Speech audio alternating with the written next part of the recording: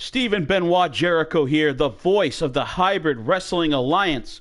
As I stated earlier today, right now we are going to start our brand new Hybrid Origins show. We delve into the lives, the careers, and the backstories of some of your favorite eFed superstars from across the spectrum of territories. So tonight, folks, make sure you give that like button a good stiff clothesline. Then you go down and you drop kick that subscribe button. And remember to put a chokehold right around that notifications bell. Let's give a big welcome to our very first Origins guest, the great Scott Tawfik from the Wolf Lair tag team. How you doing, Scott? I'm good. How are you? Thanks for having me. Good. I see an old friend of yours, Joe Rivers, is on here. Joe Rivers, can you hear Scott fine on there, on your end? Just so we know before we get too deep into this. Making sure everyone can hear you. So, let's just take this back real quick. Now, you are pretty deep in your career at this point. You've done just about everything that you can do from the tag team perspective, and also you've had a very strong singles career in several different eFeds. Now, what is the very first eFed that you were in? Where did you debut? Myself and Niles, we started down in GPW, which is Global Pro Wrestling. Who owns Global Pro Wrestling? It used to be owned by the same owner who owns CSWA now, James Sargent. Ah, James. Okay, I'm pretty close to James, but I didn't know about that federation that he had. Now, yeah, it was a very small promotion from 2014. Where did you?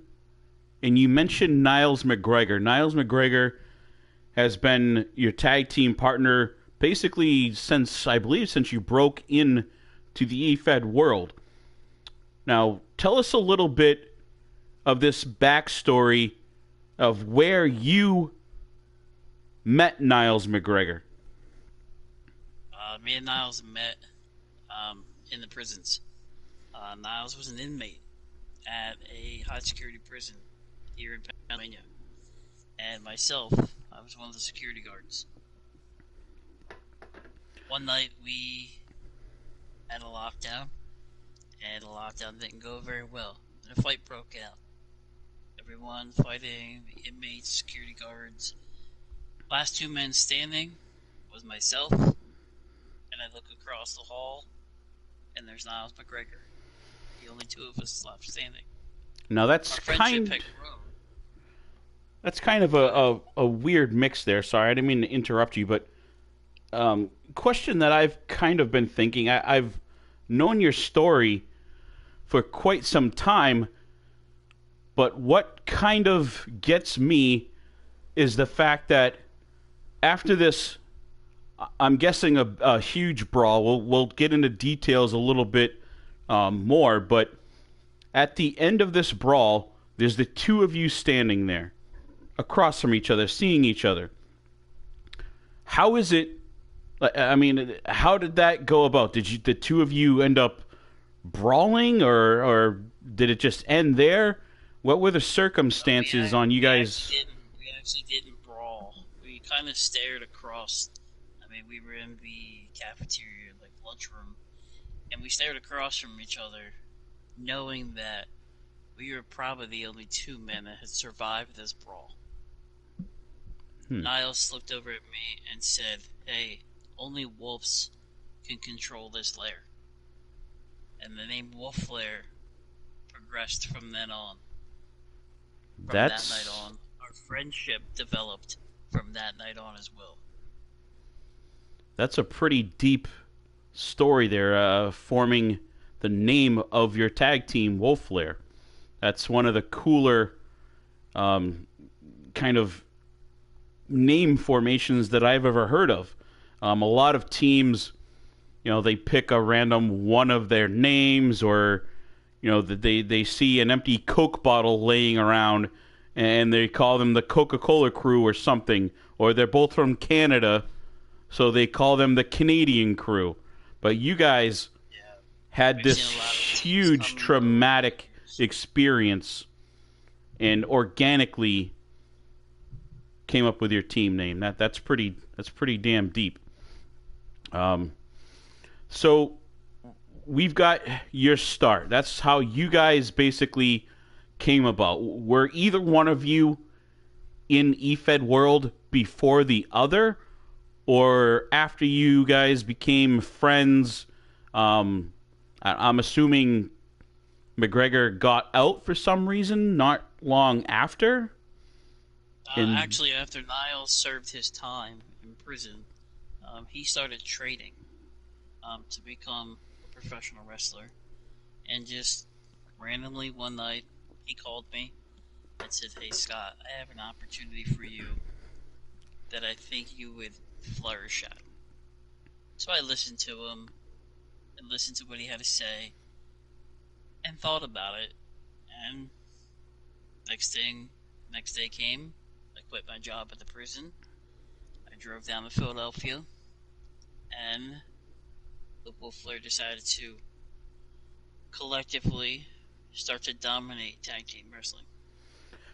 So you go from being a security guard basically straight into a career of professional wrestling. Now, how did you gain the skills to go from one totally different career path into professional wrestling? Now, people train for years and years, since they're children, and they still don't climb near halfway up the ladder that you seem to have. Well, I know you probably remember a company known as ECW that was very popular in Philadelphia. Myself and Niles attended a lot of shows in the old South Philly Viking Hall, the ECW Arena, as it best known as. We had some very good trainers in there, Perry Saturn, John Cronus, and Taz, just to name a few, that really kicked the shit out of us for a couple of years. Those are definitely some huge names. Now, how long did it take before you think that you guys started becoming sort of like a mainstream name? I know you said you started more of an indie promotion, but did it take you guys a couple years, a year? How long before you guys were like a recognized household name? We were in GPW for about 6 months and had gotten a phone call from who now is a EFED Hall of Famer in Ricky Armstrong. And Ricky Armstrong at that time was working in IWA. I know IWA, yep. Told us to come to IWA for a tryout. All it was nothing guaranteed, just a tryout to see what we could do. We went to IWA and faced off against Michael Blaze and Dre Havoc. They were known, if I can remember correctly, as Havoc. Yep, indeed. We faced off against those two men. And they beat the shit out of us. But we learned from that experience. We wound up getting a contract with IWA after that match, even though we didn't win. But we proved ourselves that we have talent and we were worth the price of admission, I guess you could say, to put on some quality matches. And at that time, Havoc was one of the top tag teams in IWA. Now, you mentioned IWA here several times. Let's touch on that real quick. IWA is a promotion that many superstars that we know got their start, and a lot of us, or a lot of them, seem to go full circle. They travel the world and seem to end up back in IWA. The owner, James Seal, was he still the owner when you first started there? Yes, yes. Mr. Seal actually was a very young up and coming owner at the time, but over the years, me and Mr. Seal have developed a very good friendship, and the Wolf Lair, we still stand pretty tall in IWA. 9-time tag team champions. 9-time tag champions. Yes.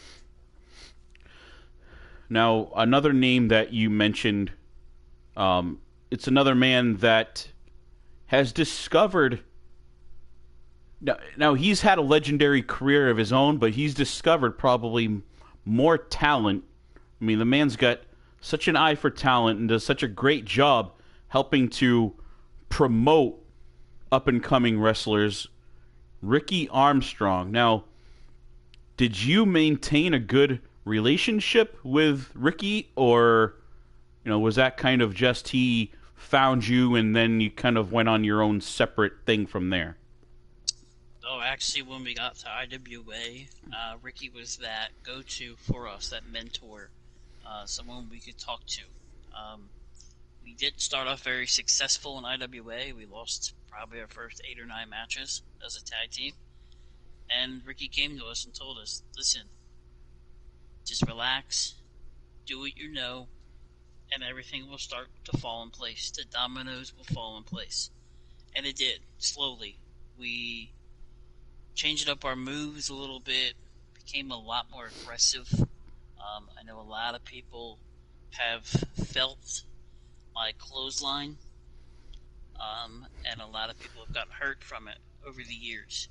That is exactly why I started off with the little line of making sure that everyone watching gives that like button a good stiff clothesline, because we've seen you deliver a lot of those. Now, how is it that you generate enough power? I've seen you clothesline a man and basically cause him to do a full 360 in the air, a straight backflip without touching the ground until he came crashing down. How do you think you can put so much pop into such a simple move, and you just make it absolutely devastating?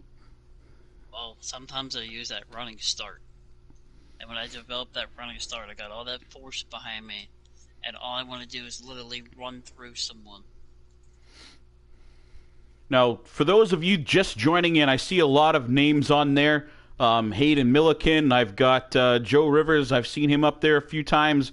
There's been a few other ones on there. For those of you just signing on, as you see on the screen, we have legendary Wolf Lair tag team member, one of the greatest tag teams, at least in our group of territories in the history of EFED, Scott Tawfik on there. So make sure, folks, once again, click on that like button if you want to hear more of this, and make sure to subscribe and hit the notifications, because we are going to start doing these origins on a regular basis, once a week or once every other week, depending on how many guests we get wanting to come check in. And we've got Robbie Riker Regal checking in here. He's another person that I spoke to over in Lit, and you're in Lit as well, right, Scott? Yes, I am. So myself, Maniac Coleman, and a good dear friend of mine, Colt Shields, were known as the Menace. So I've got a strange question that came up from Mr. Milliken. He says, ask Tawfik if he was mass transit. He said you'll know what that means. This Mr. Milliken person has no clue what mass transit's all about. Well, maybe you should let the rest of us know, so in the future Milliken understands. Mass transit's about a bus service, and that's all I'm going to go about. That's all I'm going to talk about. One of those rare hidden gems of a story that happens on the road, perhaps. I don't mean to interrupt, but I see Joe Rivers over here. Mr. Promoter wants the Wolf Lair to come to his promotion for a match. Joe Rivers, the legendary Joe Rivers. He recently started up Megalo, correct? Yes. Right. I haven't had a chance to check out too many of his shows at this point, but definitely on my list of to-dos here. Anything run by a man like Joe Rivers has got to be, put together with quality. A great eye for talent in himself. Hayden's got something else to say here. I respect Mr. Rivers, and I'll be contacting him after we're done today about just his opportunity. Now, we didn't come on here for contract negotiations, but what the heck, right? We do whatever we can do to make this show work. So Robbie Regal has a question here for you. I don't know if you can see it on the screen yet. Is it for myself or is it for... All right, so let's read it here. This is from Robbie Regal. I have a question. How does it feel to be inferior individual in Lit? I guess this is directed towards you, Mr. Tawfik. Well, I'm just going to ask Robbie Regal, do you have health insurance? Because I'd hate to see your jaw get broken and you not be able to eat ever again. Have you and Mr. Regal come face-to-face in the Lit Arena yet, or you guys just introducing each other at this point? It's just coming to my mind that this is our first time crossing paths. But it won't be my last time. Pretty strong, informal greeting right there from Mr. Regal, as we've come to expect. And as we mentioned, Mr. Regal earlier, he has already volunteered to be another guest on this show as well. So look forward to that, and maybe that'll take place after you and he meet each other in the ring finally. Now, tell us, what is if you think back on your career, let's look at the tag team side of things, because that's what you've been most known for. What has been maybe the most memorable feud that you've had over these years? What's one that stands out more? Is it, the first one with Havoc, how you broke in, or is there another team that you've just been battling with, throughout your career? There's been a whole host of teams. Two men that come into my mind are the Surplus Marines. Actually, I'm sorry, it's three men. We went to war with them for a while. Jay Sinister, Eddie Gonzalez, and Devil Dog himself. To where we actually had to take a step back and get some help for ourselves to even up the odds, I guess you could say. Yes, the Surplus Marines, Havoc, one of the legendary tag teams of all time. Most recently, I will have to say, the Charm City Players have been, I guess you could say, two men who have really matched up against us very evenly, with power, with speed, and just all-out aggression. Charm City Players, that's, I believe, Michael Carter and Brandon Ace. Brandon Ace, correct. Okay. Yes. They just recently signed. We've seen Carter in a couple matches, and we've seen him, victorious on the past episode. We haven't gotten a chance to see Brandon Ace yet, but I know that he is on the card. I took a look at that earlier. They are in singles competition in HWA at this point, but if the tag team division needs it, then it's great to know that he could make his way over here. Let's see. Looks like Joe Rivers has a question here. I believe he's referring to your feuding with the Surplus Marines. That was in the Forged in Pain promotion, he's asking. Actually, we came across paths with the Surplus Marines in IWA, and then the Surplus Marines came to our original territory in GPW, and we faced off there. Um, a fellow friend over the years, Mr. Blade Wyatt, joined us I for a remember Blade. very grueling six-man tag team match at an event that GPW held. It was a six-man tag team tables match, and Wolf Lair, us, and Blade Wyatt came out victorious, kind of getting us past the Surplus Marines and progressing us forward to where we wanted to go. And definitely, I remember that match, and it seemed like after that, basically, you know, everyone takes a loss now and then, but you're speaking in gamer terms, the kill to death ratio, if you will, was pretty damn spectacular from that point forward in your tag career. Yes, after that night, myself and Niles, that match we dominated. The Surplus Marines didn't stand a chance. We came in on a mission to seek and destroy, and that's what we did. We wiped them cleanly out. None of us took a pinfall or submission, and that was the last time we heard of the Surplus Marines in GPW or in IWA. Now that doesn't happen, that didn't happen very much in the Surplus Marines' short but very hectic career.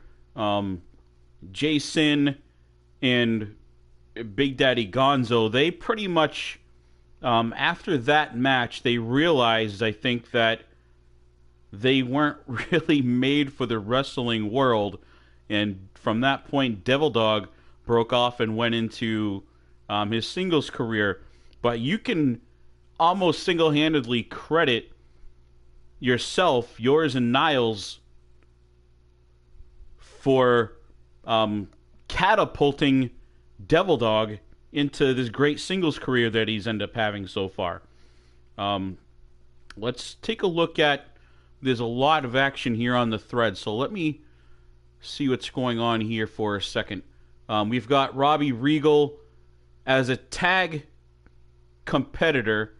How intellectually inclined would you say you were in one-to-one combat? Very, very strong question there. And Joe Rivers, we see your CFT question as well. I just noticed that. So let's dig into the question from Robbie Regal. Well, coming from my background as a security guard, you're in one-on-one combat pretty much every day dealing with prisoners. And when you're dealing with these inmates, you have to learn how to think ahead. Getting into this professional wrestling world is the same philosophy. You have to think ahead. So, at one point, myself and Niles had reached a point. Niles had suffered an injury, and it was time for me to progress onto a singles career. So Now, I did that. I've got some notes here to kind of dig into that as well. It says that one of your hobbies is actually reading. It says that the many superstars have seen you in the locker room while you're waiting for matches, sitting on a bench just reading books. What type of books is it that you are sitting there reading while you're waiting for this match? I like to read murders. Murders. Yeah, very interesting. I guess I could see where that would prepare you for a match. It just gives me a calming before my match and helps me plan out my attack. Yeah, very strategic. Most people you see, exercising, getting pumped up, maybe pounding some metal music or some, gangster rap. But let's see, what was it? I'm more of a heavy metal type of fan. So Joe Rivers brought something up. Now this is whatever you're comfortable with getting into, we can cover any category here. This is an open forum. So, you could choose to answer this if you want, but Joe Rivers wants to know what your opinion on Clarence Fletcher Townsend is. CFT. Well, because we have a viewing audience that's, under probably 15, I'm going to refrain from comment on CFT at the moment. But I will say my interactions with CFT have been far and few, but I don't really like the guy. That seems to be a rather general consensus, and I try to be as non-biased as I can, but I'm sure you've caught the show. Maybe you've gone back and watched your matches that you've had in HWA while I'm on commentary, and you probably can see that I myself don't exactly see eye to eye with a CFT either. So I don't blame you on not wanting to delve too deep into that. And Robbie Regal still on the topic. This is quoting from him, from Robbie Regal. Quote, "So if you are rather experienced in the field work, then should one assume you could beat me?" Me as in Robbie Regal. Basically, I think he's asking, just to paraphrase, do you think that you could beat Robbie Regal? Well, as a professional wrestler, you think you can beat everybody. So why would I not think that Robbie Regal's just another jaw on my shelf? Yeah, that's a good point. I mean, you aren't going to get very far in this profession unless you think very highly of your skill set. That's a good point for those that are watching. I think we missed a question there. Well, it looks like we were talking about Mr. Townsend early, and it looks like he's on here. I heard that Tawfik and SBJ, my old friend, guess I set a trend with my yellow tie. Yes, I've always kind of gone back and forth between my tie colors, and the yellow matches the colors for Hybrid Wrestling Alliance, and it's not yellow. Mr. Townsend's is actually gold. We had another question a while back. I didn't catch who it was, but someone asked you who your favorite author was. Kind of a random, non-wrestling related question, but Stephen King. Stephen King. That was a quick answer. Stephen King from New England, the northern part of the world. I believe he's from up in the New Hampshire area, right? Maine, New Hampshire? Yes. Yeah, New Hampshire. Again, Robbie Regal, more questions. What would you deem... Where to go? His question just sort of got booted. We had a few people writing at the same time. Let me track that down here.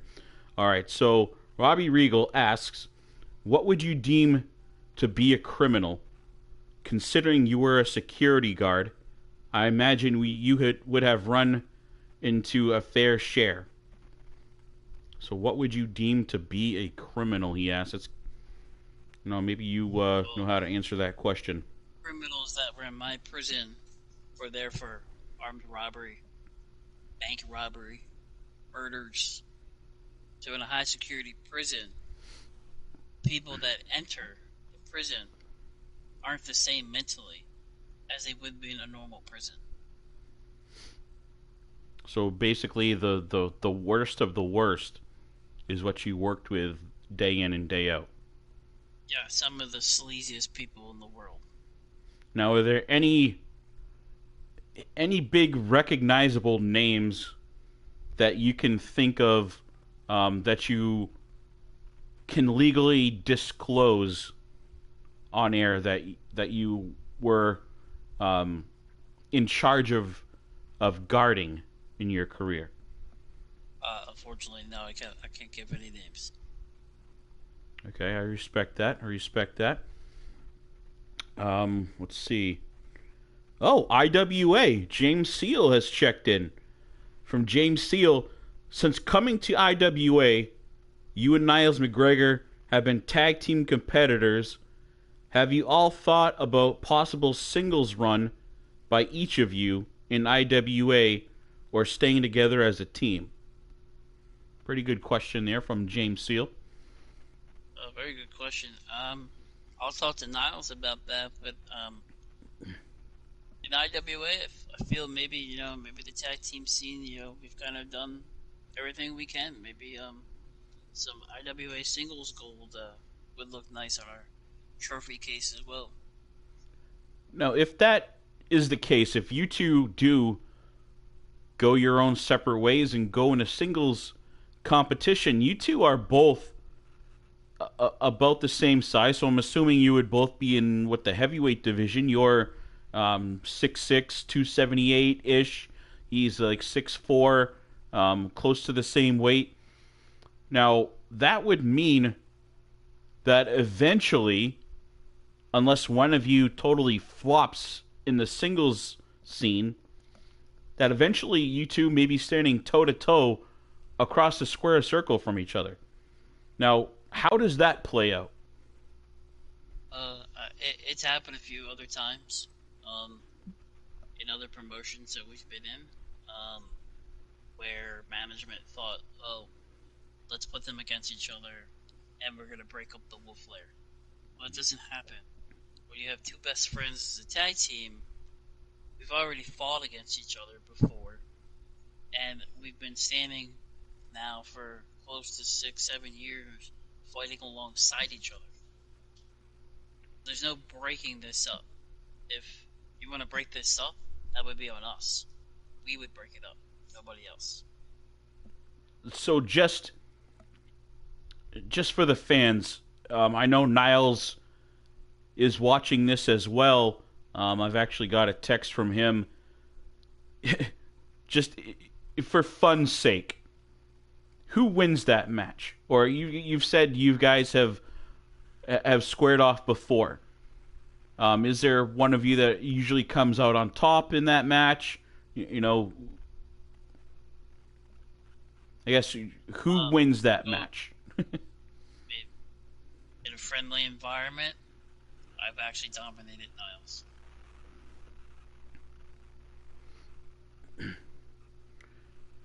All right, we've got Joe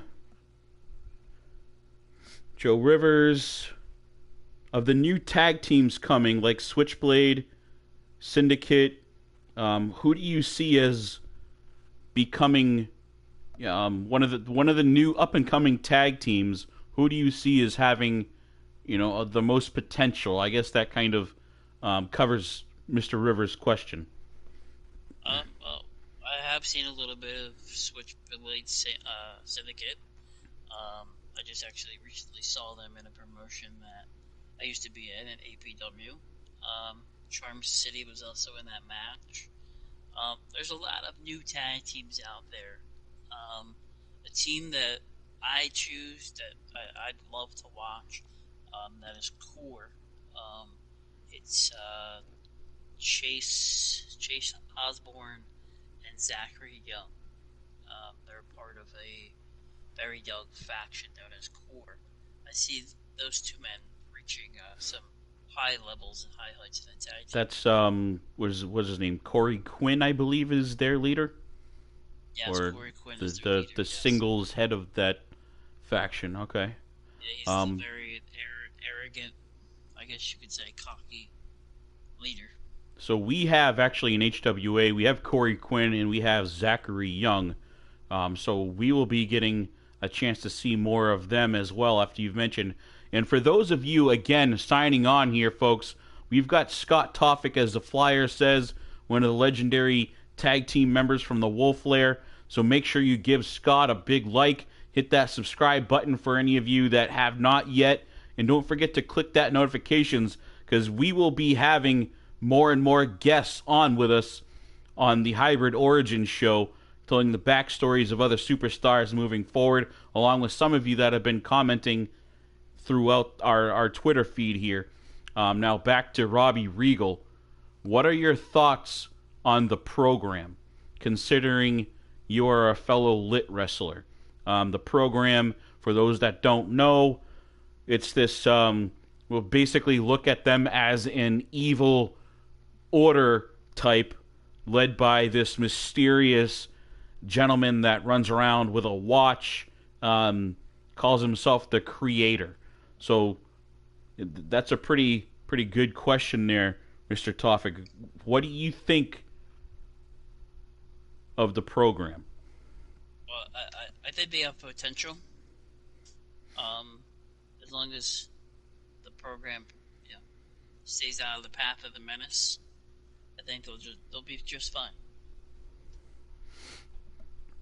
Now, do you believe it's supposed to be some sort of supernatural faction? This Creator guy again runs around with a watch.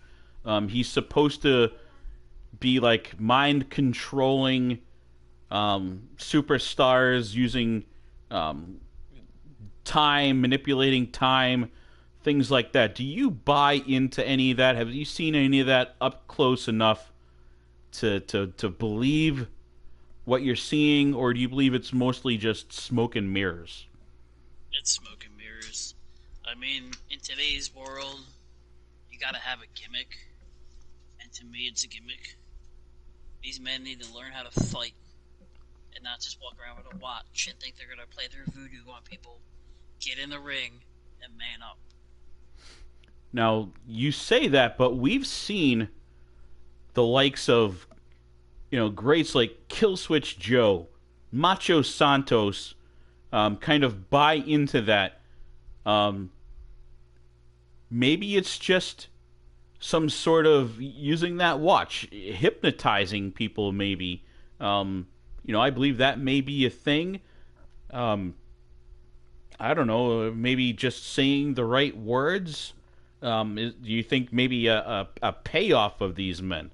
Because we know Killswitch Joe and Macho Santos love their money. Yes, exactly. Behind the watch, there's probably a very large briefcase of money. And money talks. Yes, indeed. I'd be interested to get some of these superstars that have come under contact and under this, hypnosis, if you will, from the Creator from over in Lit. Now, Lit being another show run by Jonathan Prada, very well known across the EFED industry, puts out a phenomenal product. Exactly, very creative. So I honestly, I want to dig in. Hopefully in the future we can get a hold of some of those other guys from Lit. I know Robbie Regal has already expressed interest in coming over, and we've seen him involved in this Creator situation. Now, earlier we had talked about a good friend of ours, Mr. Devil Dog. After that 6-man tag team match that I had told you about that we had, Devil Dog had put me in contact with a gentleman by the name of Lee Jones that a lot of people fear in our professional wrestling world. And Mr. Jones, along with Devil Dog, along with Colt Shields, brought myself and Niles into a group that we had no clue what the agenda was, what it was about, besides forming a collective faction of dominating superstars, and that being FIP, Forged in Pain. Forged in Pain. Strong was there. Devil Dog was there. Jay Sinister and Eddie Gonzalez also came along. And collectively, as a group, we started to dominate everywhere we went. Now, you guys definitely one of the most well-known factions across the EFED world. It's several different territories, not just one that most of us are familiar with it, but their names have spread, either going together, splitting up in groups, and going. But like you said, dominating just about everywhere you went. Now, there's a little bit of a story. How was FIP led? I hear talks that no one really wanted to be the leader. Some people were trying to have Colt Shields be the leader. Other people were looking towards Lee Jones. Others towards Devil Dog. Then there was stories of Michael Blaze stepping in. Was there a true leader of that faction? No, there was no leader. And I think part of the demise of the group was because we didn't have a leader. Once most of us became top stars in certain promotions, individuality stepped in, and I guess you could say egos stepped in the way as well. And the original plan of FIP fell apart. Now, not everyone here are fans of Drew Gessner and Matt Eighth Star that run 3Dub, but basically there was a point let's go back just a little bit. You guys all went over to Michael Connor's promotion, XCW, correct? Yes, actually I am still there, and I am the current XCW World Heavyweight Champion. Beautiful. So you guys all went there. You kind of made that into your home. Basically, the whole faction went to XCW, correct? I mean, it's pretty fair saying that. And actually, that's where Niles got hurt. And Mr. O'Connor gave me the opportunity to be a singles performer in XCW.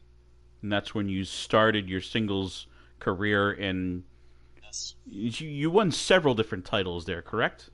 As a singles competitor? I have won the King of the Ring tournament there. Defeated a fellow brother of FIP, Eli Santoro, in XCW. I was the first XCW Universal Champion, and now I am a 3-time XCW World Heavyweight Champion. That's some hell of stats there. Have you actually sat down? I know some people do this. I see people post it. Have you actually sat down and tallied, from EFED to EFED, your accolades? How many times you've held different titles? Have you sat down and done that? Well, for tag team titles, yes, I have. Me and Niles currently 56 different championship reigns in all of the companies we've been in. Hold on, one backtrack. You said, did I hear that correct? The number 56.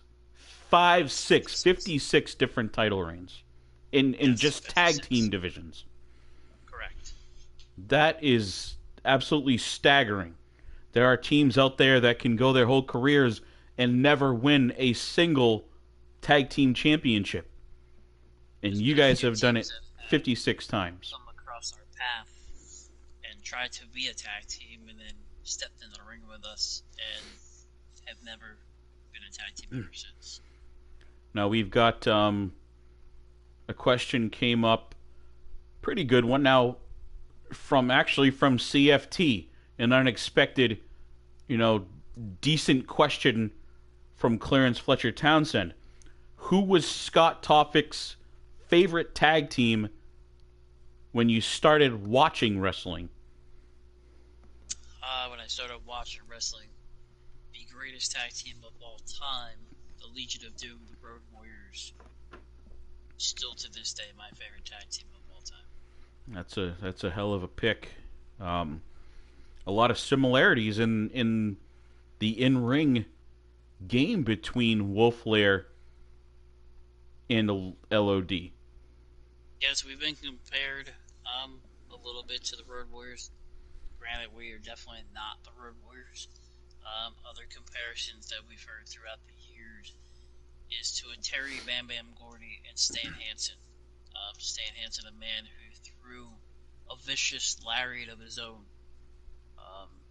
We've gotten those comparisons as well. Is that where you picked up using that as a finishing move? Yes. So I was going to say a lot of superstars emulate, people they watched growing up, and between that and what they learn in training, help develop their in-ring skill set. Everybody thinks that Ep1 John Bradshaw Layfield had a hell of a clothesline. She did, but Stan Hansen's clothesline way more dominating. And actually, a fun fact about him is the man was half blind in his right eye, and that's why he threw the clothesline so hard, because when he got so close, he couldn't see his opponent. He just swings for the fences, and Yes. it lands where it lands. Kind of Ivan Drago. If he dies, he dies, right? Yes. Just kind of throws it out there. First time that I attempted to throw a clothesline like Stan Hansen, I fractured the tip of my elbow. And I guess most of you already know that I do wear a brace on that right arm. That's to help support my elbow. That's a pretty good question. I was actually, I had that to bring up to you as well. Yep. Approved by every athletic commission that we've gone through. Now, some would say that they've suspected, because of the amount of damage that your clotheslines, that your lariats do to your opponents, that brace is loaded somehow. So that brace gets checked before every match. There's no need for me to load the brace. My clothesline is more devastating than anyone around. I don't need a weapon to clothesline someone or to hurt anyone. That's similar to having basically a Louisville Slugger, for an arm, it looks like, in there at times. Let's see if there's been any other... Take a look back at the Twitter feed here, see if anyone else has had any questions for you, Scott. Grab yourself a drink real quick. And for those that are... Well, Scott takes a second to have a break. For anyone watching, if anyone else has got questions, feel free to fire them over to us. If you've enjoyed this interview with the great Scott Tawfik so far, hit that like button. It takes 0.3 seconds, folks. If you've been sitting here this whole time, the number of viewers hasn't changed. Right now, there are still 7 people on there. If there are not at least 7 likes on there right now, you are showing a lot of disrespect towards this man, Scott Tawfik, because this is all about him. So make sure you hit that like button. And if you enjoy this type of production, remember to hit the sub, and then also click the little bell so you can follow along when more of these interviews or HWA Universe shows end up airing. You can follow both. They'll both be on separate playlists for you. Now let's see what's going on here. We already asked Tawfik's favorite tag team when you started watching. Joe Rivers commented on how you and I were mentioning that, teams can go their full careers without winning a title, and you guys, the Wolf Lair, Scott Tawfik and Niles Mcgregor, have held 56 tag titles in their career so far. Now, you combine Joe Rivers with Killswitch Joe, 2 legendary superstars, and them as a team, the Rejects, have only ever held 1 tag title. That just speaks volumes to the type of tag career you guys have had. That's the difference of when you're being the best, and then there's the rest. IWA James Seals checks back in. James Seals says, at times we have seen Dylan Bates team with the Wolf Lair before.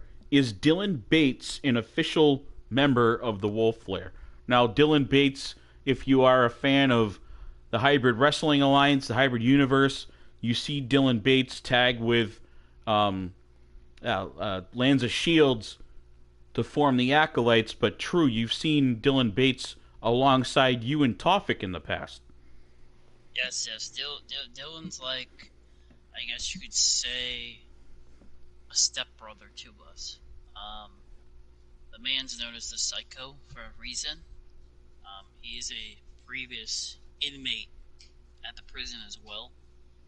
Someone that I came across pass with during a gym session in the prison yard.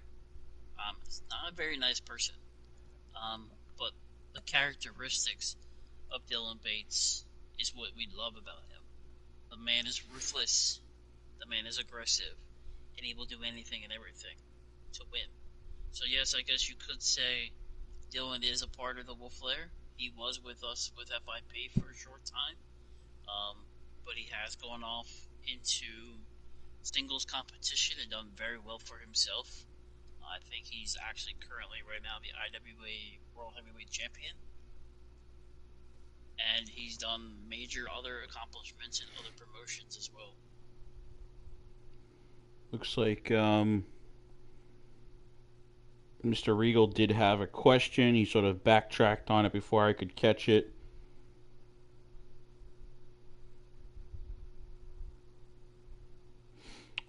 I'm looking to see if anyone else has any other questions. And just real quick, thank you all. I know I sent that message out. Thank you all, everyone that's participating. We still have a good following here this late in the show for Scott Tawfik. And again, that just means that so many people are interested in hearing what you have to say, Scott. There's been a lot of superstars on there, managerial types, just showing again how well liked you are throughout this this small community that we have. I appreciate it. Tune in. One thing I do want to clear up: there's been a lot of rumors that the Wolf Lair is retiring. We're not officially hanging up the boots. What we are doing now that we've been doing this 6, 7, 8 years almost, we are cutting back a little bit, I guess you could say. We've spoken to certain promotions, and we're going to fulfill our contracted dates, and then, respectfully leave those promotions. There are a few newer promotions that have reached out to us and wanting the Wolf Lair to come in, maybe for one-off opportunities, maybe for short stints in their tag team division. We've looked at multiple opportunities, and there's been other opportunities as well about a singles career for us. So right now we're weighing all the options, what's best for us. Niles has a nagging back injury that's been affecting him over the past year and a half. So Wolf Lair's not going away anytime soon. But maybe we're just going to lay in the shadows a little bit, and then we'll feast when we're ready. Very well said. Change of course of direction. As you were speaking there a little bit, I was almost looking at comparing you guys in this stage in your career to, like the great Ricky Armstrong had as he was nearing his retirement.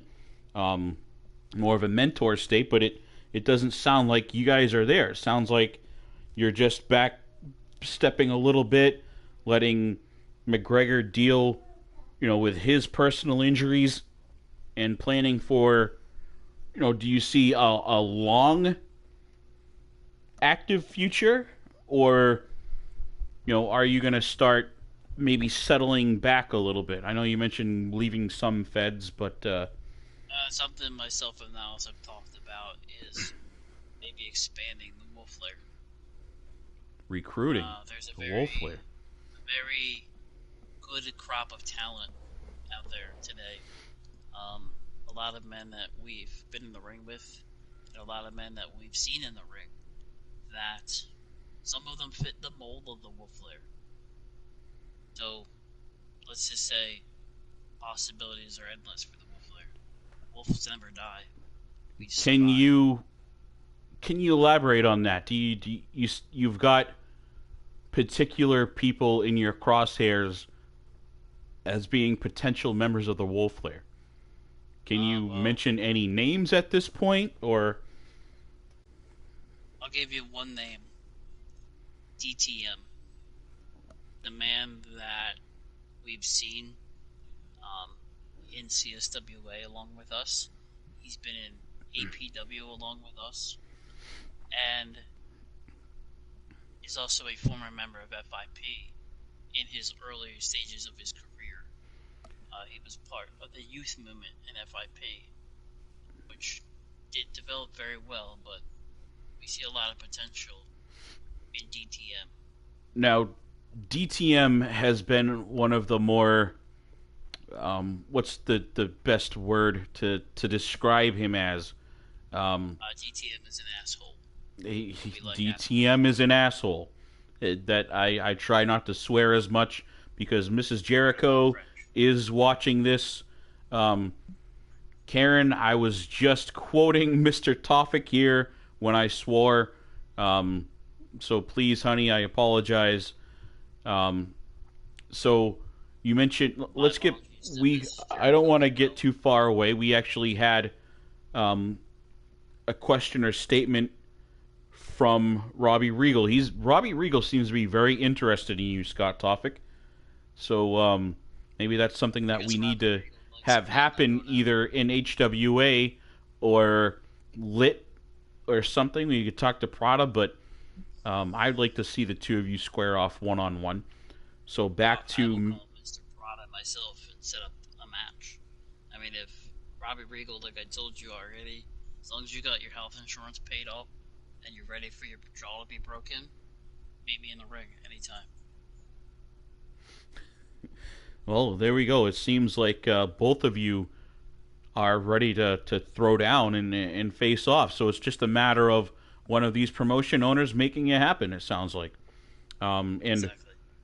This is kind of a deep question from Mr. Regal.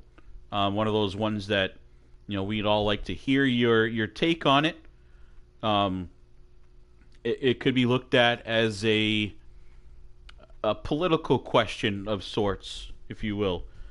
So, quote, "And in this prison, would you not agree that a man like you is no better than the inmates you isolate within solitary?" That's a question from Robbie Regal.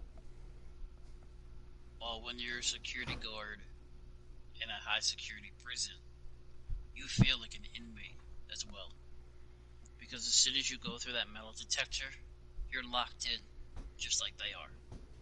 So your mind plays tricks on you, and you feel like an inmate. So you have to survive just as the inmates survive as well. So you learn and adapt to your environment. As we all know, the environment makes everyone who they are, their own environment. So yes, I guess some people might say that maybe mentally, maybe I am like an inmate, maybe I'm like a prisoner. Niles has taught me a lot of things that I didn't know back in the day. But my mindset over the years, yeah, maybe. And now, while we're on that, kind of another...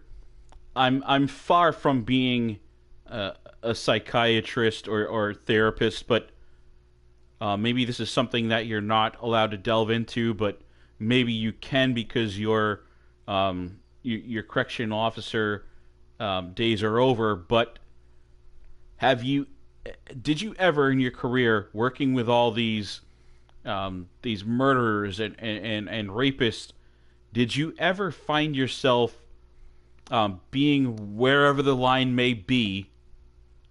Did you ever see yourself or find yourself crossing that line? Maybe meaning going overboard or letting your feelings about what a particular inmate had done affect how you treated that inmate. Well, during that abuse of power, I guess, to shorten things. I understand what you're saying. Yes.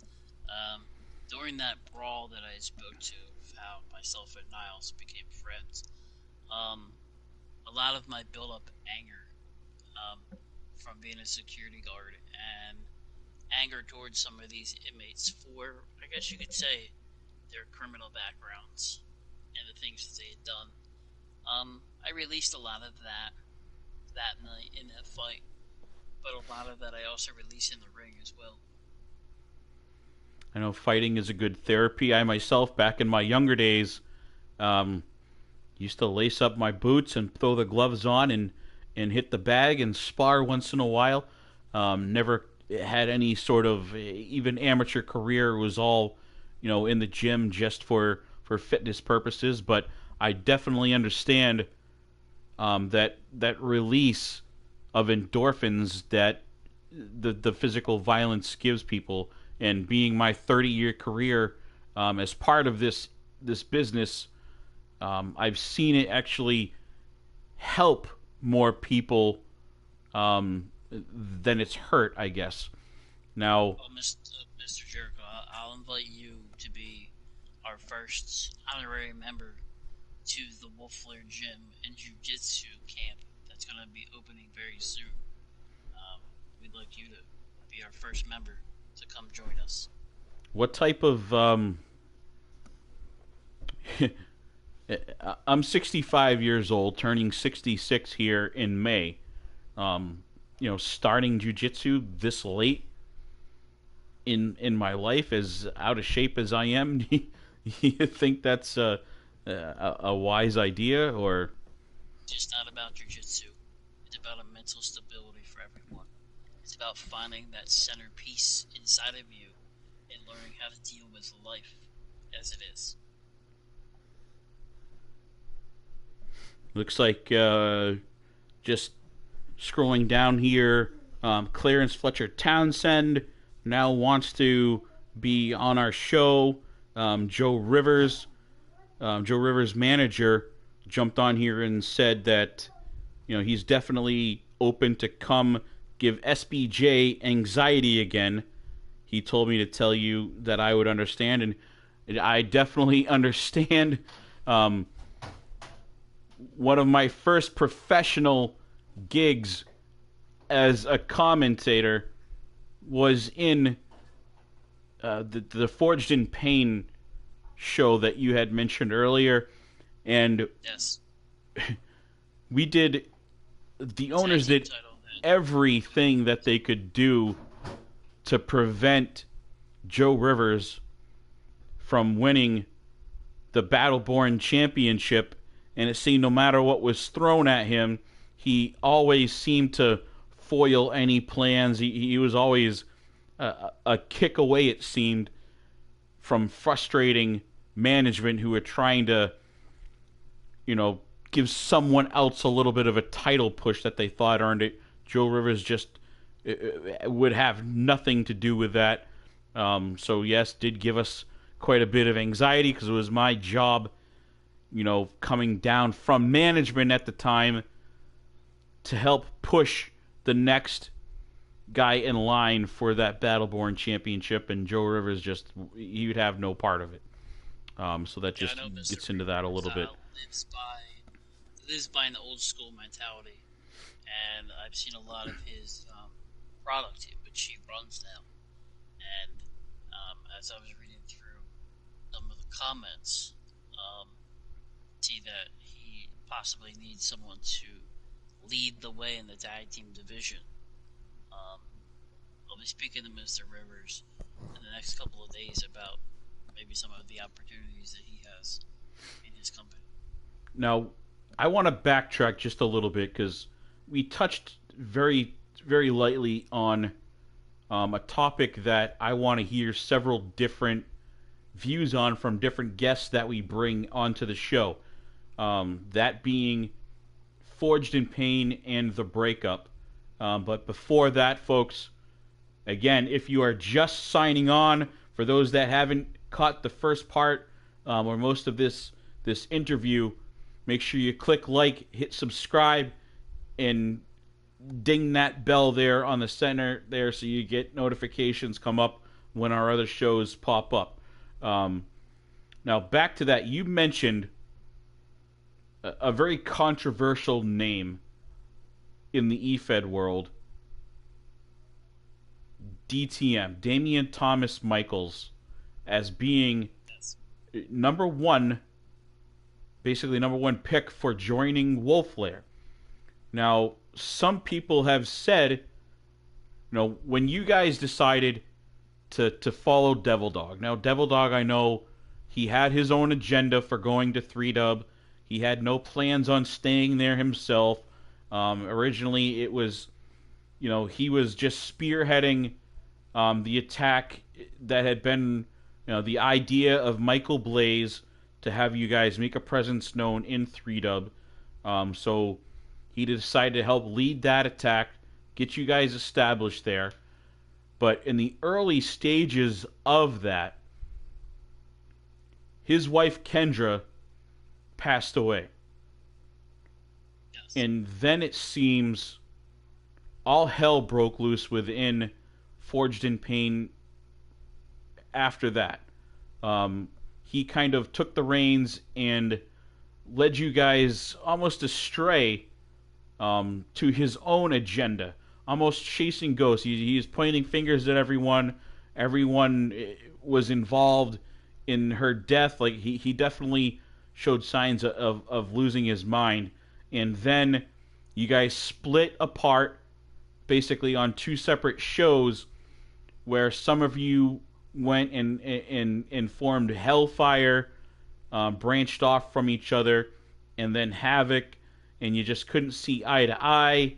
DTM was brought in at that point, and the way that he was brought in, basically, some people look at that as almost one of the nails in the coffin for FIP. And how much do you buy into that? Do you think that you may be making a mistake by wanting to bring DTM into the Wolf Lair because of almost those allegations that maybe he was part of the downfall of Forged in Pain? No, DTM wasn't the downfall. As I said earlier, once we all got notoriety and started to accomplish things, not just in 3Dub, but outside of 3Dub, egos is what set in. When FIP was split between Hellfire and Havoc, a large crop of youth came into FIP. Logan Rhymes, DTM, Noah Youngblood, Gorilla Cruz brought this younger talent and this crop in to teach them and to mentor them. The problem is we all weren't on the same page, so we couldn't teach the FIP way if the FIP way was broken. So I don't blame anything on DTM. If anything, I blame it on myself and Niles and Colt and Mr. Jones and Devil Dog and Ricky Armstrong, the original FIP, for allowing FIP to get destroyed the way that it did. It's on all of us, not just on one person. Now, we have seen you guys, we know as a faction that FIP broke apart, but we still see groups of you here and there still retaining some sort of friendship or bond. Is there any chance that you think of a almost reforming of Forged in Pain in whatever facet it may be? Well, over the years, we've all kind of stayed in contact with each other. Like I said, Colt and myself, we keep that brotherhood strong over in LIT. Never say never. FIP could show up when no one expects it. What exactly, in your mind, does being forged in pain. What does that phrase mean to you? Like, why was that such a bonding phrase in your mind? Well, when you become FIP, you become FIP for life. FIP is not just a phrase, it's a mindset. It's about doing whatever, whenever, and wherever. That's all it's about. It's about taking what you want and not sitting back and waiting for opportunity. I see a lot of young talent in all the promotions around, bitching and complaining, wondering, when am I getting my title shot? Why am I a champion? Well, have you earned it? No. You want to sit behind a keyboard, you want to sit on your cell phone, you want to play on Instagram and Snapchat and Facebook and Twitter and whine and cry. Get your asses in the ring, fight, win, and earn your opportunities. Take your opportunity. Because there's a ladder of success in this profession. You've got to climb the ladder. Skip a couple rungs if you have to. Step on people on your way to the top. But once you get to the top, make sure you got a big set of balls to stay there. Now that, to me, that sounds like a more than perfect line to end our interview on, unless you have anything else specific that you want to say. I mean, that explanation right there of what Forged in Pain means to you, I don't see a better way at ending the show. Again, unless you have something else that you would like to add. No. I just want to say thank you to you for inviting me here tonight to talk about Wolf Lair, to talk about our success and our adventures over the years. As I said earlier, we have a keen eye on a lot of young talent that's out there. Very soon, you could see the Wolf Lair expanding. So keep your eyes out. Definitely will be, and of course, I still will be calling all your matches in Hybrid Wrestling Alliance.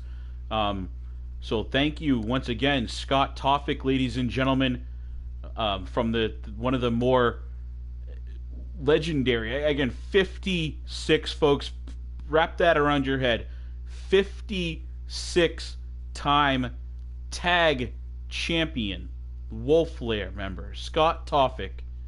Again here, episode 1 of the Hybrid Origins. Scott, thank you for joining us. I'll let you get about the rest of your day while I close up this show. If you will, please skim down through the Twitter feed from this episode, because I know there are questions out there that people fired at us that we may have missed. So Scott and myself will do our best to go back through and try to touch on those. But on behalf of the Hybrid Wrestling Alliance and this new series, Hybrid Origins, thank you, Scott. Make sure, those of you watching, if you enjoyed this show, hit like. Again, it only takes half a second. Subscribe if you haven't already subscribed to the channel, and ding the little bell for notifications. If you are interested in jumping in here, telling your story, being part of one of these other episodes in the future of the Hybrid Origins, make sure you let me know within my Stephen Benoit Jericho Facebook page, or hit me up in my PM. Again, Stephen Benoit Jericho out. This was fun, Scott. It was great talking to you as always. Good luck with your future. And good night to the rest of you. I hope you enjoyed.